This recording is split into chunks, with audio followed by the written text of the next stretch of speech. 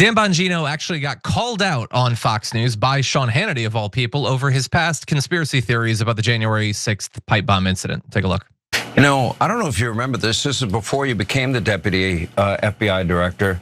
You put a post on X right after this happened, and you said there's a massive cover-up because the person that planted those pipe bombs, they don't want you to know who it is because it's either a connected anti-Trump insider or an inside job. You said that, you know, long before you even thought of as deputy FBI director.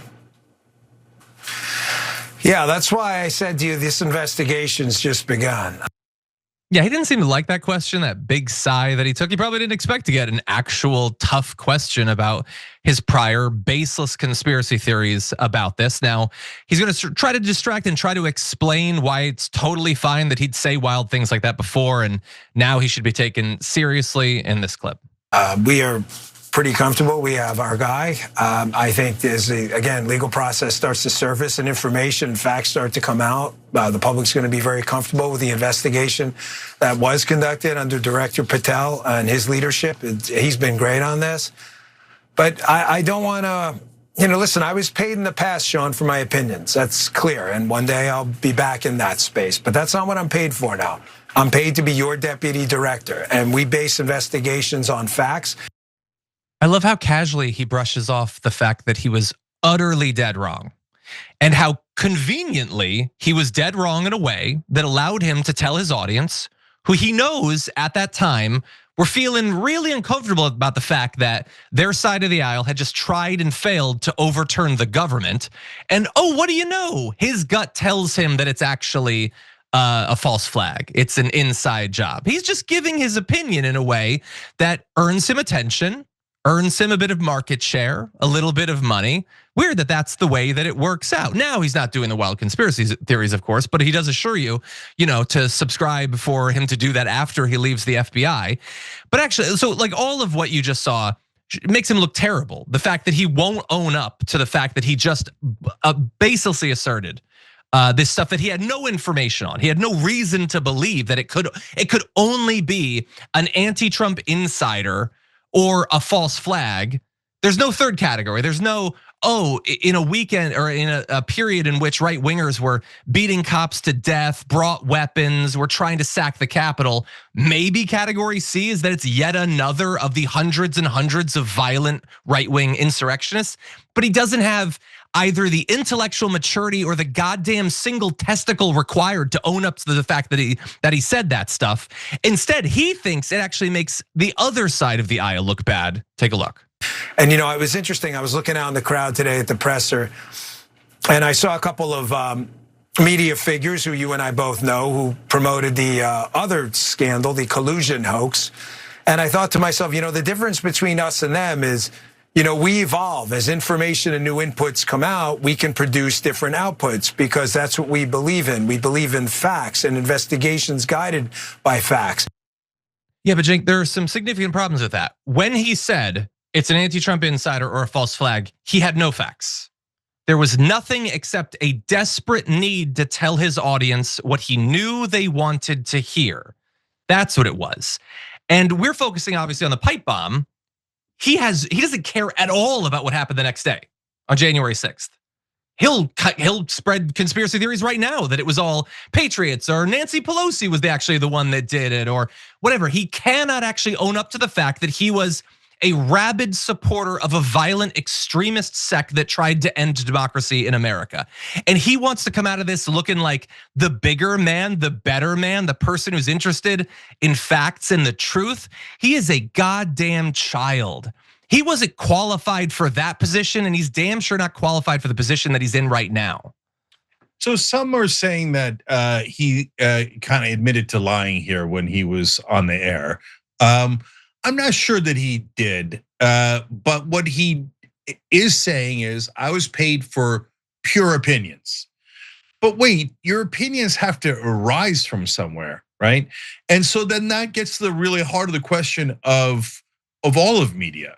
Where do you get your opinions? So for example, mainstream media gets its opinions from as Barry Weiss put it, between the 40-yard lines. You're only allowed to think certain things. So if something is critical of someone in power, they're against it and it won't be allowed on the air, right? So that's not really an opinion, that's a bias, and they don't share that bias with you. So then the guys like Bongino, when they're on the air, they're pure bias. They think their job is opinion to help my side, right or wrong, right? Here at TYT, we do it a little bit differently. We give you the facts, and the facts are non-negotiable. And then we go, okay, here's our analysis and context, okay?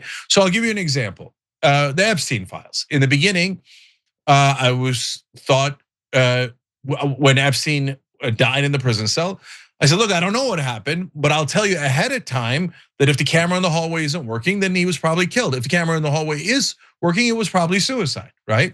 And it turns out the camera in the hallway was not working. So, all right, so that adds to good context for probably killed. Now, there's a lot of other things that give you context on that, but it's still, not fact. It is our analysis, right?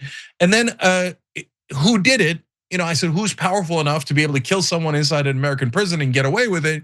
Likely someone connected to the government, and not to Republicans or Democrats, but to the whole government. So an intelligence agency of some sort. But again, I said that's further speculation.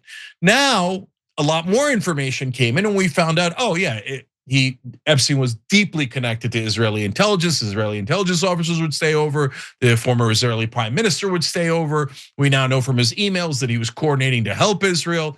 So now the idea that it's Israeli intelligence that he was working with is pretty overwhelming, not definitively proven, but you see, I give you that example so you can see that's, in my opinion, that's the way to do it. Be honest with your audience, tell them what the facts are, and tell them where your analysis is coming from.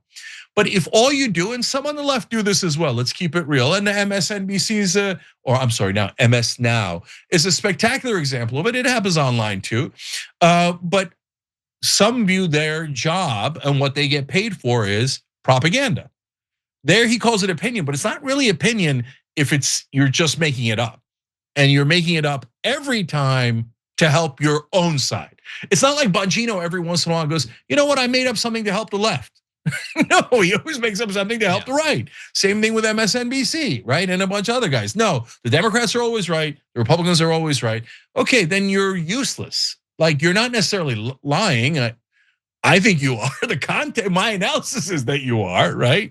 But I don't know what's in your head. But the bottom line is, he's saying, yeah, when I'm on air, you shouldn't trust me because I'm doing propaganda. And now he's confirming he's in the FBI.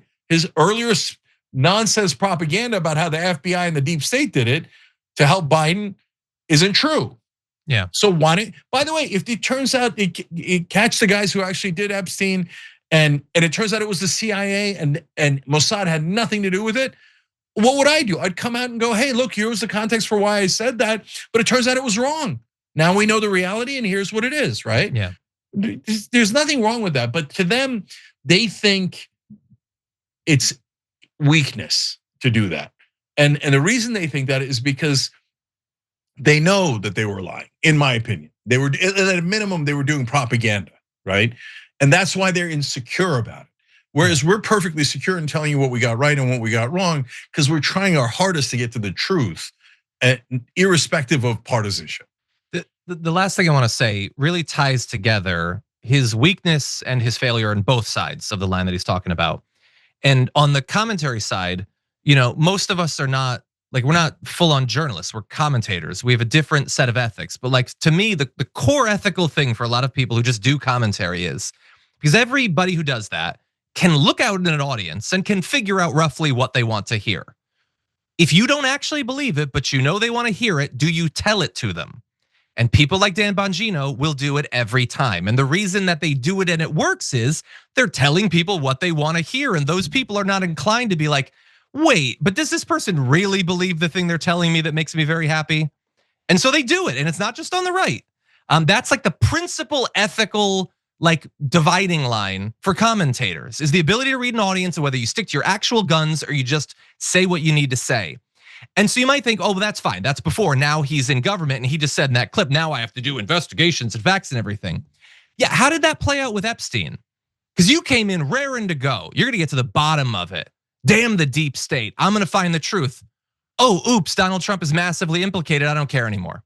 He did the exact same thing on the inside as he did on the outside. He did what he needed to do to maintain proximity to power and to not have the audience flee him. Telling them that it's likely a right winger that planted the pipe bombs would have lost him his audience on January 5th. And telling them that Donald Trump is actually massively implicated in the Epstein files would damn his future career. And so every time, both in media and in politics, he does the thing, no integrity, no backbone, no morals, no spine. He does the thing that he has to do to maintain a career. That's who he is. Yeah, and look, guys, this is a little bit of, self-aggrandizement, but I think that most of the internet can agree, both supporters and detractors. If there's one thing about the Young Turks, we don't just tell the audience what they want to hear. I mean, we have gotten in a lot of trouble with our own audience many, many times because we wouldn't tell them what they wanted to hear. Facts matter. Facts matter, and you got to stick to them whether you're in media or in politics. Every time you ring the bell below, an angel gets his wings. Totally not true, but it does keep you updated on our live shows.